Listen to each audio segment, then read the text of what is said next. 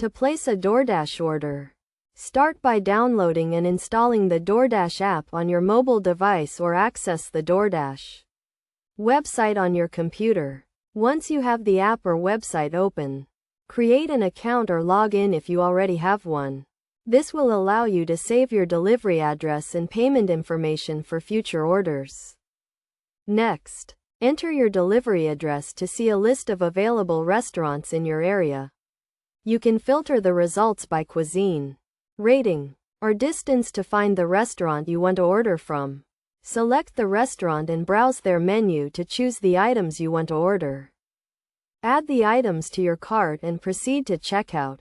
At checkout, you will be prompted to review your order and select your delivery preferences, including the delivery time and any special instructions for the driver. You will also need to enter your payment information, including your credit card number and billing address. After completing the checkout process, you will receive an order confirmation and an estimated delivery time.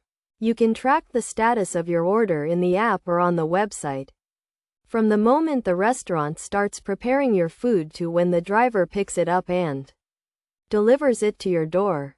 To ensure a smooth delivery, make sure to provide accurate and detailed delivery instructions, including any gate codes or special access instructions.